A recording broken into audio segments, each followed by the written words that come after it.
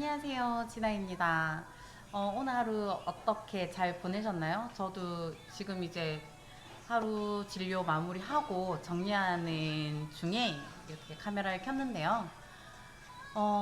얼마 전에 제가 강사로 활동하고 있는 덴탈피 카페에 글을 하나 공유한 적이 있어요.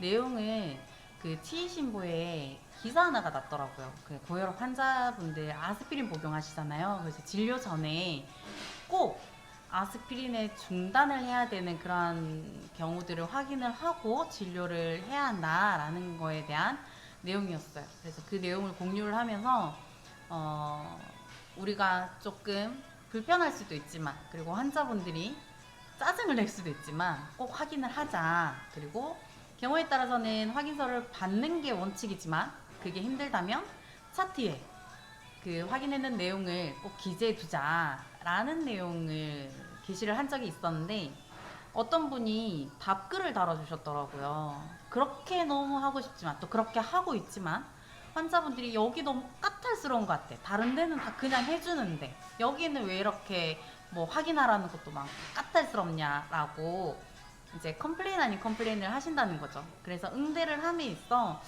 조금 답답해요 라는 글을 주셔서 제가 댓글을 남겨드렸는데, 그 댓글을 남기면서 저도 생각을 해봤어요. 나는 어땠나? 내가 상담 꼬꼬마 시절에 그런, 분명 저도 그런 얘기들을 들었을 거잖아요. 그럴 때 나는 어떻게 응대를 했고 지금 나는 어떻게 응대를 하고 있지? 그때 나는 어떤 감정을 가졌었지라는 거에 대한 생각을 좀 하게 되더라고요.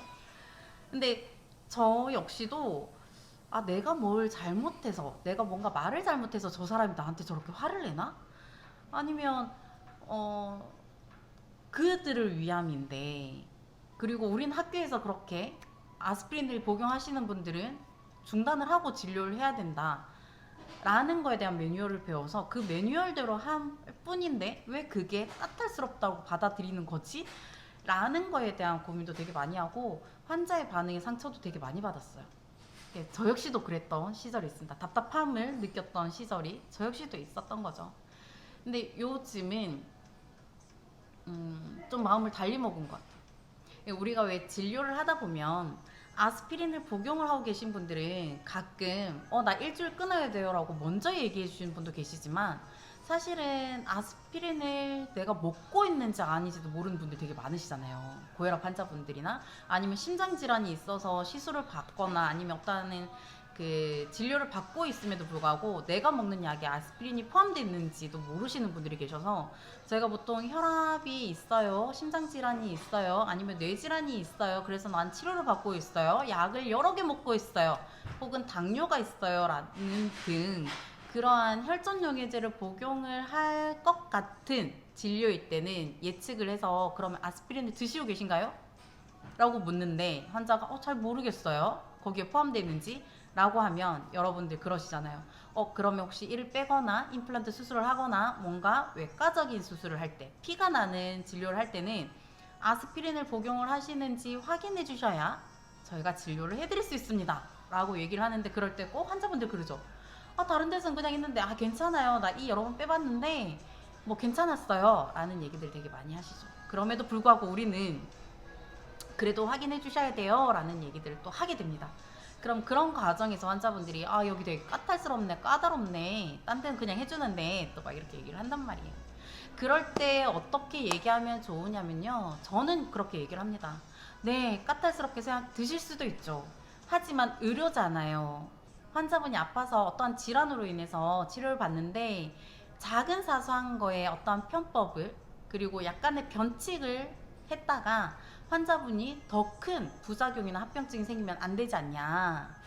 그래서 저희 원장님은 진료가 까다롭습니다. 까탈스럽습니다. 진단과 진료와 또 어떤 부작용이나 합병증을 예방하기 위한 그런 관리의 모든 면들이 까다로운 병원입니다.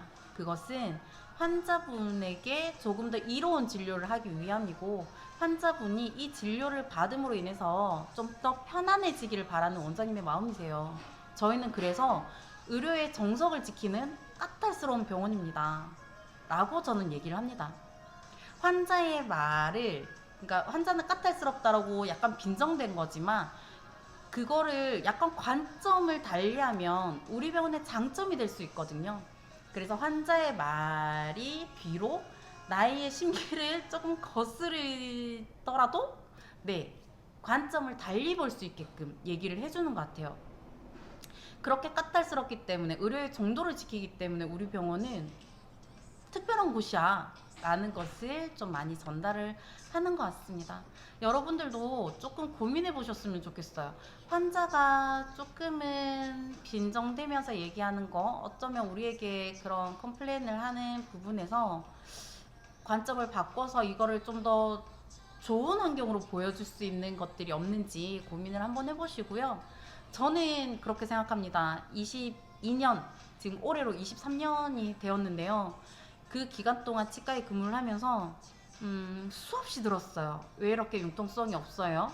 왜 이렇게 까다롭게 굴어요? 뭐 그런 얘기를 수없이 들었습니다. 그리고 같이 일하는 원장님들한테도 얘기를 들었던 것 같아요. 근데 저는 그럴 때마다 얘기를 합니다. 의료에 어떻게 변칙을 사용합니까? 의료에 어떻게 그런 그 예외 적용을 하는 부분이 있습니까? 라는 얘기들을 많이 하거든요. 우리가 일하는 곳은 병원입니다. 까다로운 것, 융통성이 없는 것, 어떻게 보면 바보스러울 수 있지만 그게 가장 큰 장점이 될 수 있다고 저는 생각을 해요. 그 생각으로 지금까지 일을 했고요. 그 생각으로 지금까지 환자에게 상담을 하고 있고 환자에게 신뢰를 주고 있는 것 같아요. 여러분들도 너무 환자의 반응에 흔들리지 않고 상처받지 않으셨으면 좋겠습니다. 그들이 얘기하는 우리를 답답하게 만드는 그 말이 오히려 우리 병원의 장점으로 관점을 달리해서 네, 승화시킬 수 있는 부분들이 분명히 있다라고 생각합니다. 까탈스러움을 자랑스럽게 생각하십시오. 환자를 그냥 홀딩하기 위해서, 환자를 잡기 위해서 하지 않아야 되는 것들을 하지 않는 것. 네. 만약에 체크하지 않고 진행했다가 문제가 발생했을 때 당신이 체크하지 않았잖아. 우리는 체크하라고 얘기를 했어. 라고 환자에게 어떠한 화살을 돌리지 않는 환경을 만드는 것. 그러려면 까탈스러워야 됩니다. 네. 답답해하지 마시고 그런 병원임을 환자에게 당당하게 얘기하셨으면 좋겠습니다. 우리가 상담을 하다 보면 환자를 응대하다 보면 예상치 못하게 우리는 좋은 의도로 그리고 그렇게 해야 하기 때문에 하는 행동들이 환자에게는 조금은 답답해 보이는 상황이 발생을 하기도 해요. 그렇지 않는 변칙을 쓰는 곳들이 점점 생겨나기 때문이라고 생각을 하는데요. 그 속에서 그들에게 휩싸여 가지 않으셨으면 좋겠습니다. 네, 의료인으로서 그리고 병원에 근무하는 사람으로서 우리가 해야 되는 도리를 지킨다면 결국은 환자분들이 알아주시더라고요.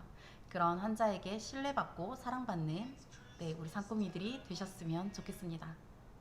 오늘 하루도 너무 고생 많으셨고요. 그리고 그 작은 공간에서 하루 종일 고군분투하셨을 여러분들에게 진심으로 응원과 애정을 보냅니다. 수고하셨습니다. 우리는 다음에 또 다른 영상에서 만나도록 할게요. 그럼 안녕.